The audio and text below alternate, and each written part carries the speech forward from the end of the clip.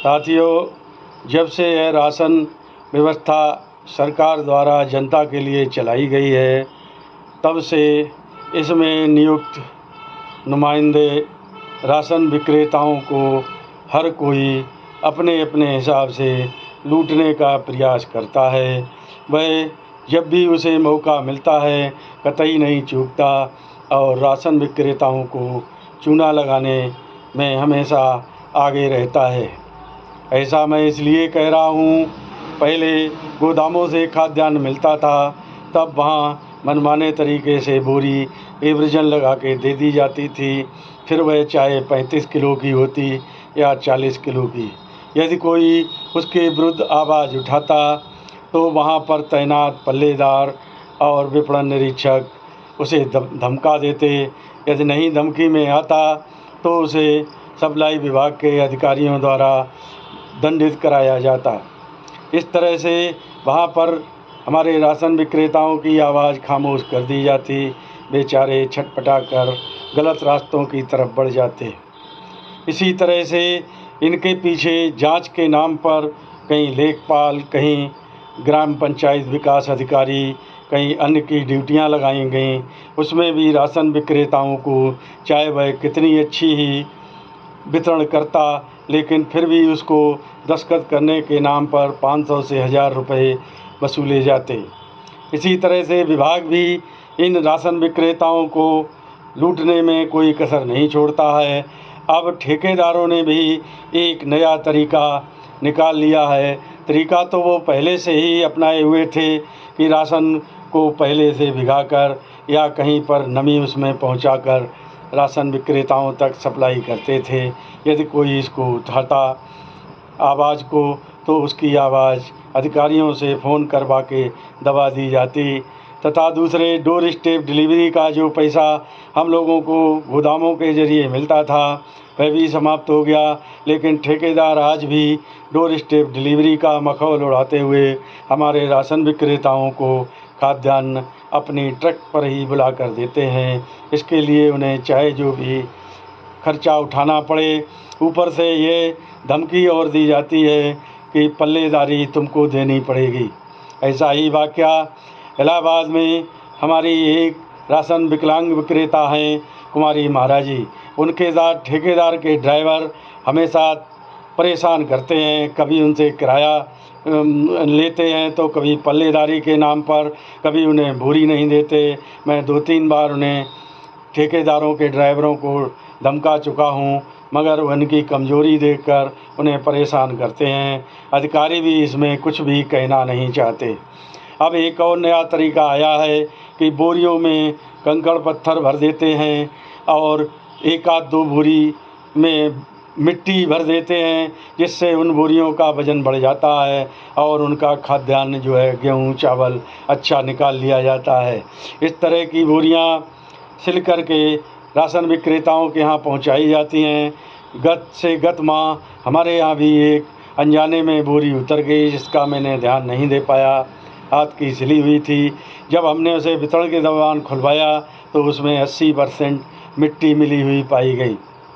अब हमारे एक साथी ने मुझे अवगत कराया है कि हमारे राशन की 4 बोरियों में गेहूं की, जिनमें कंकड़ पत्थर और सीमेंट का पलस्तर टूटा हुआ मिला है, उन बोरियों का वज़न 70 से 75 किलो के करीब में है।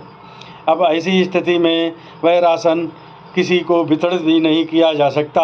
यदि विक्रेता उसको राशन को कहीं फेंकता है, वेस्टेज करता है, तो वह 2 कुंटल राशन किस तरीके से पूर्ति करेगा। इस पर हमारे अधिकारी लोग मौन साध लेते हैं और कुछ भी कहना नहीं चाहते। ख़ास तौर से हमारे राजधानी में बैठे अधिकारी, वह तो कतई इस बात को सुनना ही नहीं चाहते। वह तो ये कहते हैं कि राशन विक्रेता कम नहीं हैं। उनकी कमी का पता नहीं कौन सा पैमाना है जो राशन विक्रेता ही उन्हें गलत दिखाई देते हैं। ठेकेदारों की तरफ उनकी उंगली उठाने में शायद हिम्मत नहीं पड़ती होगी। अब दूसरा एक नया तरीका अभी इस बार हमारे एक साथी ने वीडियो डाला है, जिसमें मशीन से सिली हुई उसकी गेहूं की बोरियां उसने 4 से 5 बोरियां खोलीं। उनमें जो शासन द्वारा पहले नमक बंटवाया गया था उसके साबुत पैकेट एक एक बोरी में 1-2 निकले। ऐसी स्थिति में इसे जानबूझकर ही इन बोरियों में भरा गया, अन्यथा हाथ की सिली हुई बोरी होती तो यह माना जा सकता था कि यह बोरी में तोड़कर रास्ते में ये चीज़ भरी गई होगी। अब जब मशीन की सिली हुई बोरी आई हैं तो या तो गोदामों में यह सब कारखानी होती है या फिर जहाँ खरीद केंद्र हैं वहाँ पर इस तरह से बचे हुए जो गोदामों में खाद्यान्न रखा था उसका गेहूँ तो निकाल लिया गया, लेकिन वह नमक उन बोरियों में डाल दिया गया। अब ऐसी स्थिति में जो हमारे राशन विक्रेता भाई हैं उसके पास 15 से 20 बोरियों में यदि इस तरह से नमक निकला है तो वह 20 से 25 किलो जो नमक का खाद्यान्न कम हो जाता है वह कहाँ ले जाए। अधिकारी राशन विक्रेता को तो चोर समझते हैं, लेकिन चोरी करवाने के लिए बाध्य कौन करता है इसकी तरफ कतई ध्यान नहीं दिया जा रहा है। इससे पिसते हुए हमारे राशन विक्रेता उन्हें अच्छे मार्ग पर चलने की बजाय उसी मार्ग को अपनाए रहते हैं। मैं इन सब के लिए दोषी अपने राशन विक्रेताओं को कम मानता हूं, लेकिन हमारे जो विभाग में बैठे अधिकारी हैं वह सबसे ज़्यादा इस व्यवस्था के लिए दोषी हैं, क्योंकि वह इस बात को लेकर अगर कोई शिकायत आती है तो वह अपना पल्ला नीचे लोगों को सूचित कर झाड़ लेते हैं और नीचे बैठे हमारे जनपदों में अधिकारी और तहसीलों में उनसे छोटे अधिकारी वह किसी भी प्रकार से ठेकेदार से बहस करना या लड़ना नहीं चाहते, क्योंकि उनके भी हित उस ठेकेदार से जुड़े हुए हैं। वह हित राशन विक्रेताओं से तो जुड़े ही हैं, लेकिन वो जानते हैं कि राशन विक्रेता तो मेरे दबाव में मेरे हितों को बराबर पूरा करता ही रहेगा, लेकिन ठेकेदार उनके दबाव में नहीं आएगा। इसीलिए ठेकेदारों की लल्लो चप्पो करके राशन विक्रेताओं को हमेशा दबाते हैं। यह व्यवस्था राशन विक्रेताओं के लिए बहुत ही अशोभनीय और नुकसानदेह है। इस पर तत्काल लगाम लगाई जानी चाहिए, अन्यथा इस तरह की यदि बोरियां निकलेंगी तो राशन विक्रेता कैसे इन बोरियों की पहचान करेगा।